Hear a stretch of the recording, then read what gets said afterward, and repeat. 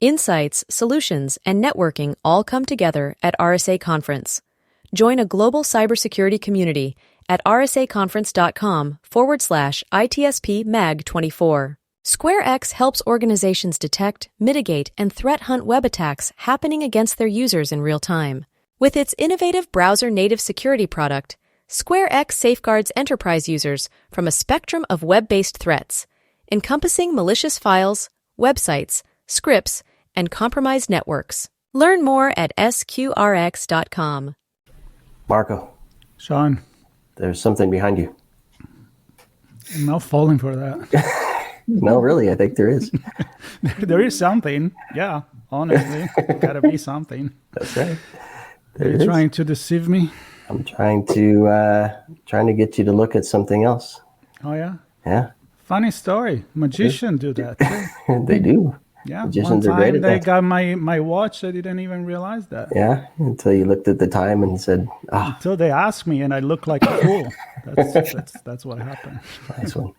Yep, sleight of hand, a little bump here, a little, hey, look over there. Mm-hmm. It's a tried and true technique to get people to do something that then you can use against them somehow, some way. Yep. And of course, I'm not even coming close to providing a proper definition of what our topic is today. So this is part of our Chats on the Road, obviously, Marco, to RSA Conference. And our two guests have quite the journey to get to San Francisco for their talk, which is called Deception is on the Rise, but is it time to unleash engagement operations? And I'm thrilled to have Ondrej and Jan on. How are you guys? Good to see you. Hey, how you doing? Very good. Hi. And first off, congratulations on getting accepted as speakers at the conference. So many submissions. It's not an easy task. So well done on that. And it's an interesting topic as well. And I think certainly plays heavily in the cyber world. But as we were kind of joking at the beginning, it's part of everyday life, right? Right. So there's a lot we can learn from just being human as we look at what we can do with technology. So before we get into the topic of deception, don't deceive us now. Give us the full, true story. A little bit about Ondrej and Jan and what you guys are up to. Ondrej, I'll start with you. Yeah. So, as far as cyber deception and our speech at RSA, what to say? I guess that now the people know about cyber deception, everything they need. Yeah, but I can say that it's all about trying to make false assets or things to be believed that are true.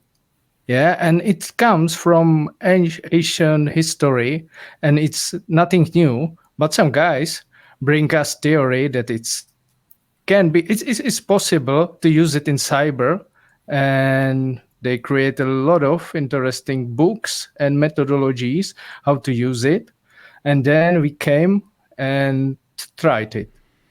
Yeah, just simply. So when I go back to Ondrej, right?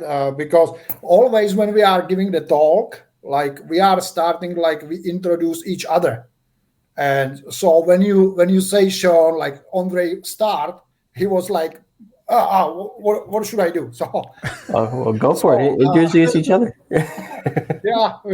Because I have to always say that he's the greatest and smartest and so on, because he's my boss.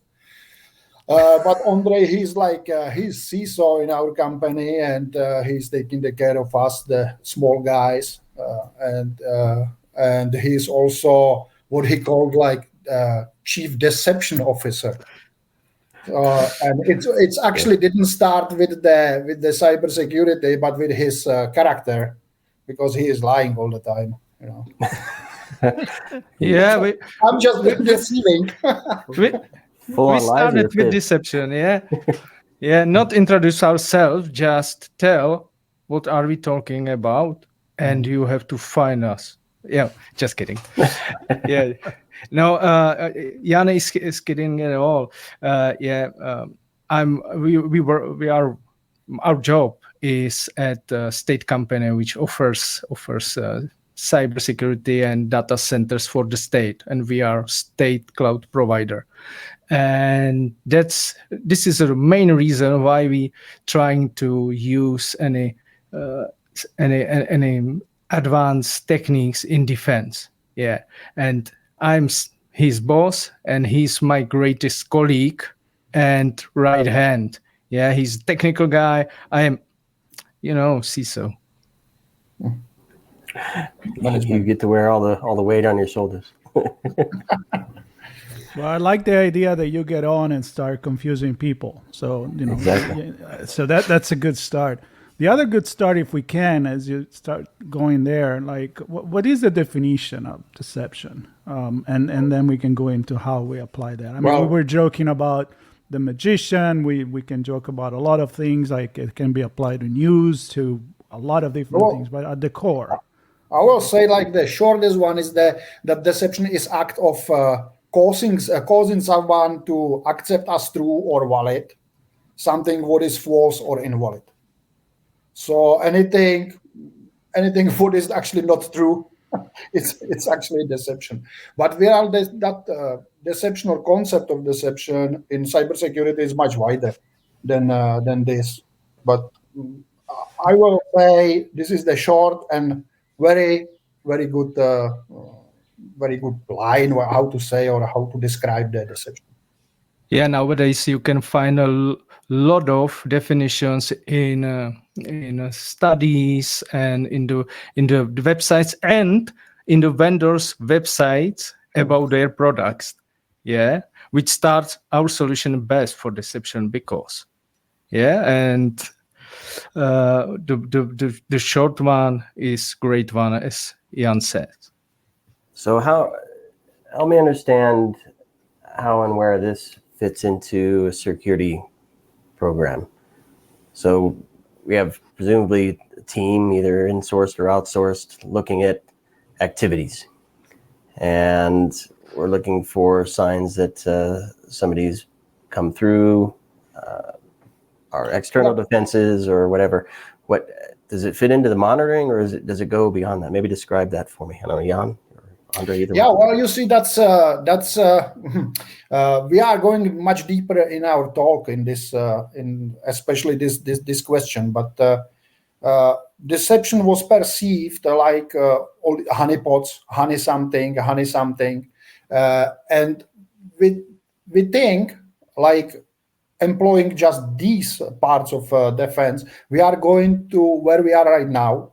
So we are still going to that reactive part.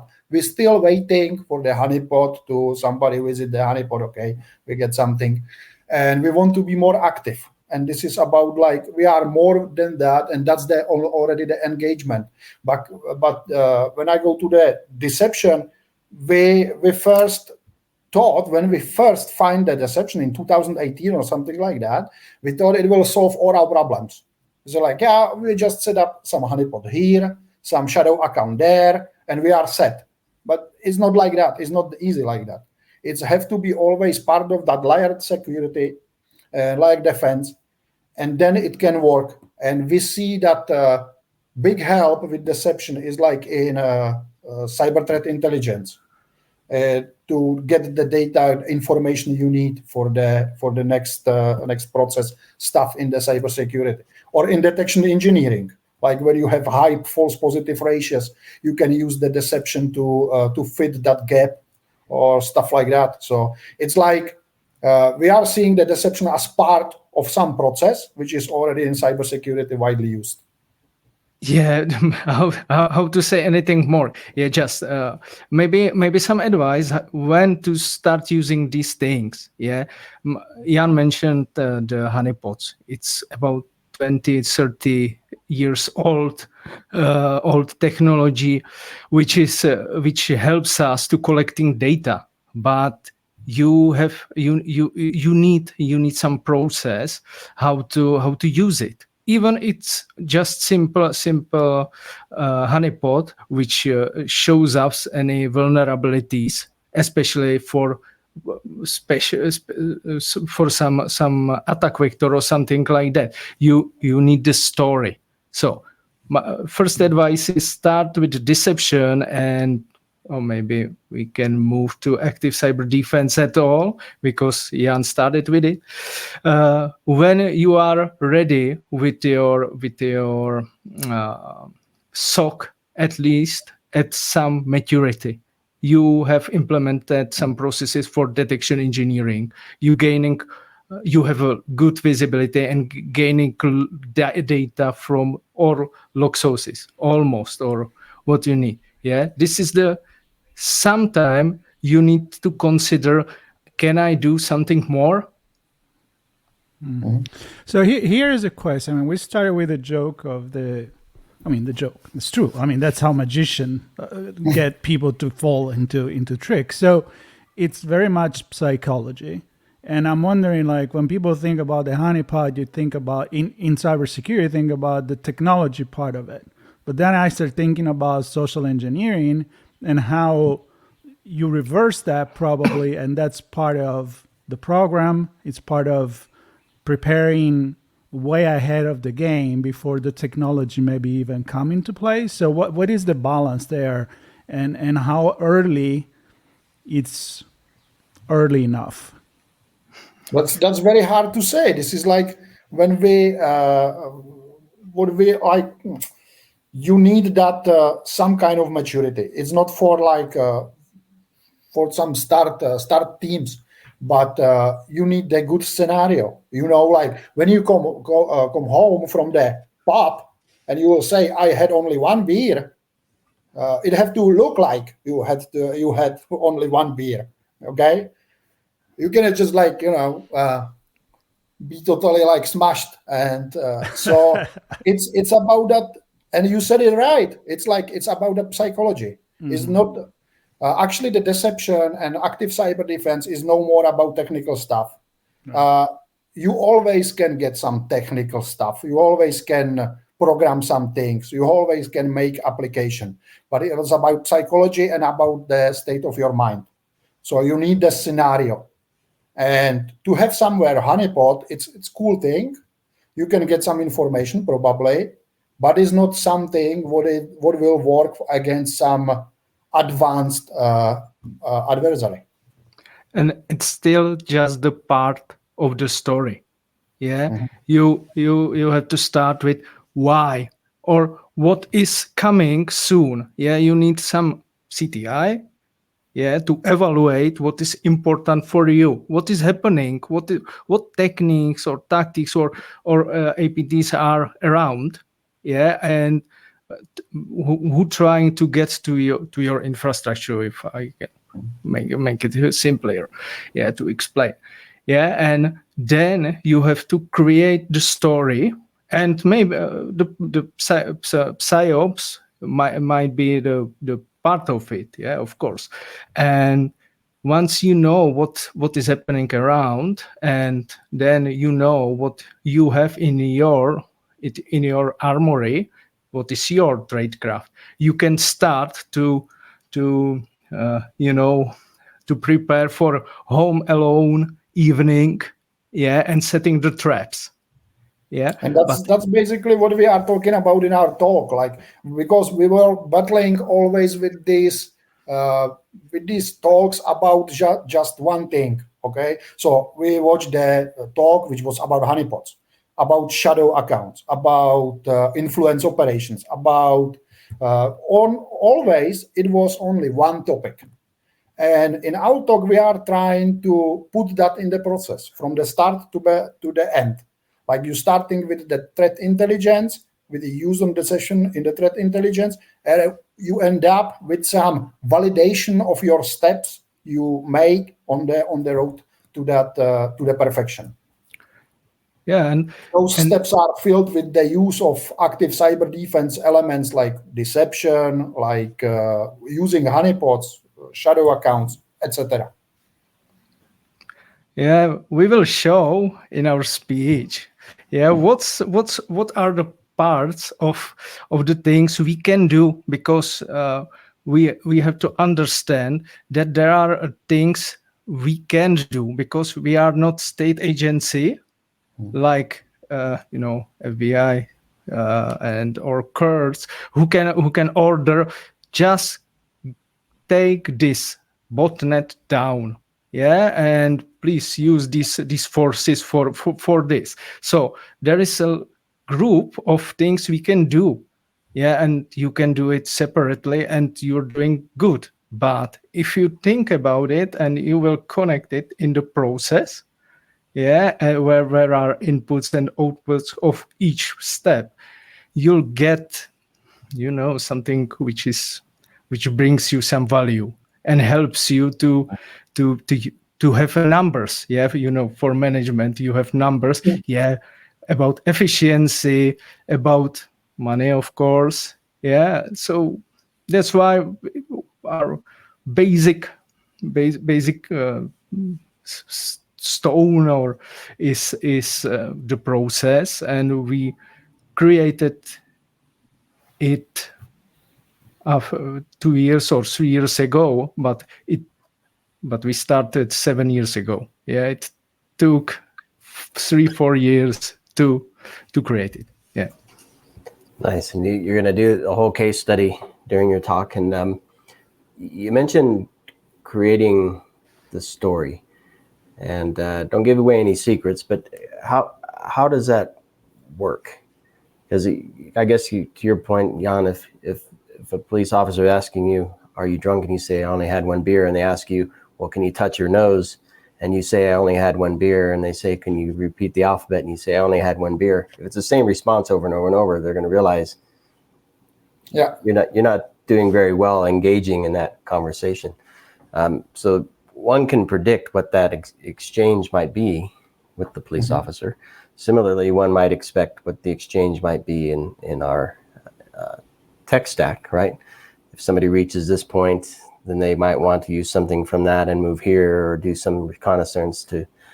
And so I don't know, do you use tools like MITRE or other things like that to kind of help paint the story of how the attackers might move? And to your point, Ondrej, that with the cyber threat intelligence data to say, we know they move this way and this is how our organization looks. So I don't know, don't give too much away, but how does that work? But you will understand once you will see our speech, of course.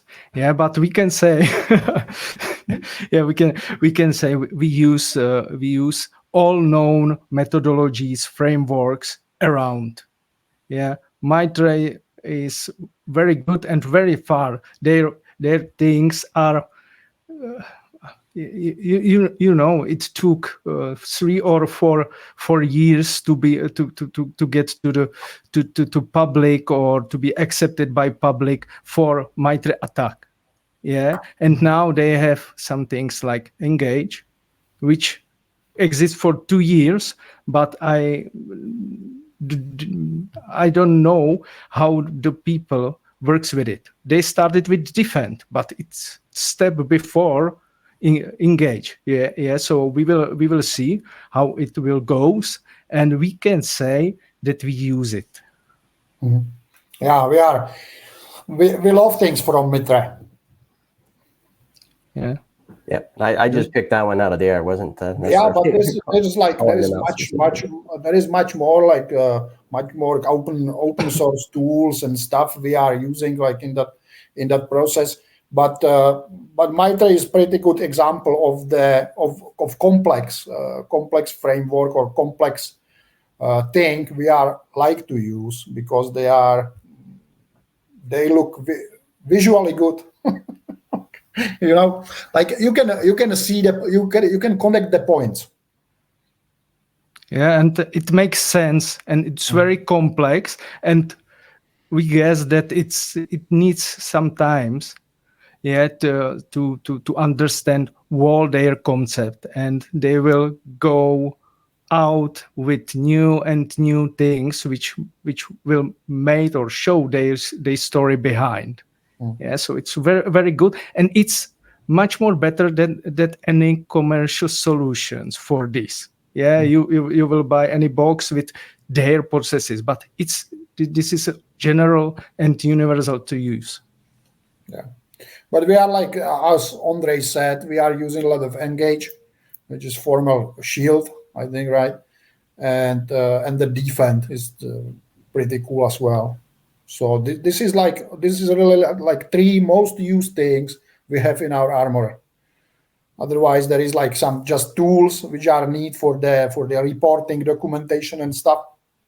But methodically, we create something our own to get through our loop. We call it a active cyber defense loop, which are going through. It has 6 steps, and we are going to each documenting and stuff, and But there is another things which helps us with detection engineering, and it's open to anybody can use it, but I guess they doesn't, and it's a ADC from SpectreOps. Oh, Palantir. Or Palantir. So sorry.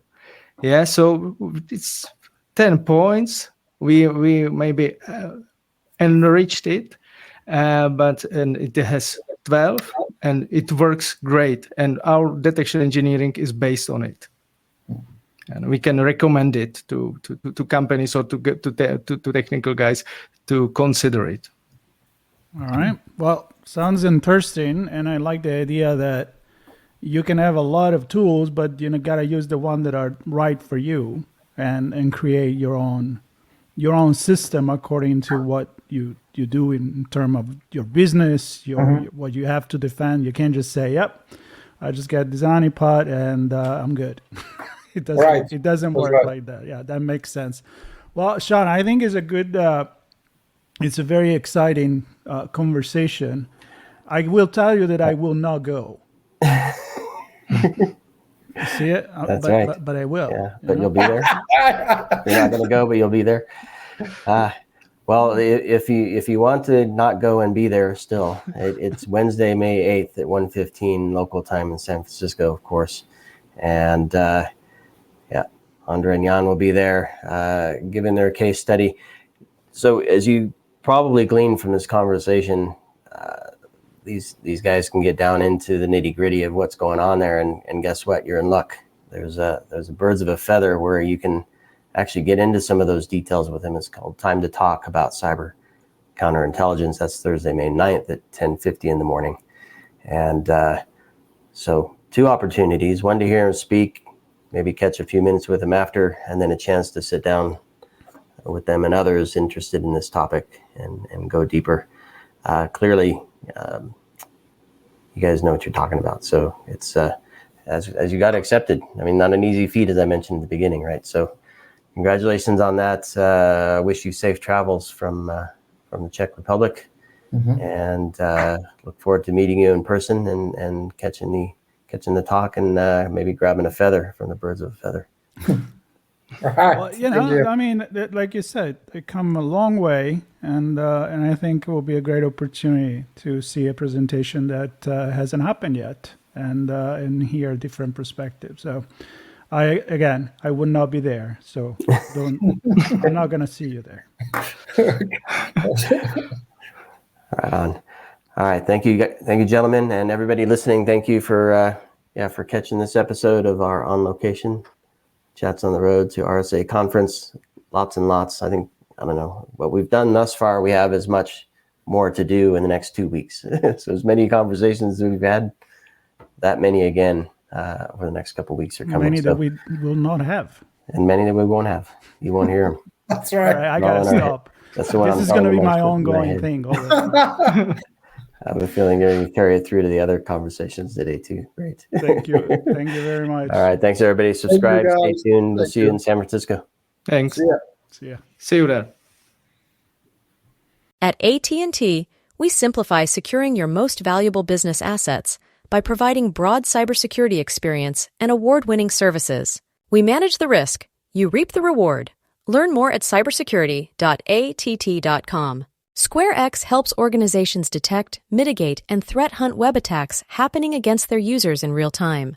With its innovative browser-native security product, SquareX safeguards enterprise users from a spectrum of web-based threats, encompassing malicious files, websites, scripts, and compromised networks. Learn more at sqrx.com. Insights, solutions, and networking all come together at RSA Conference. Join a global cybersecurity community at rsaconference.com/ITSP Mag 24.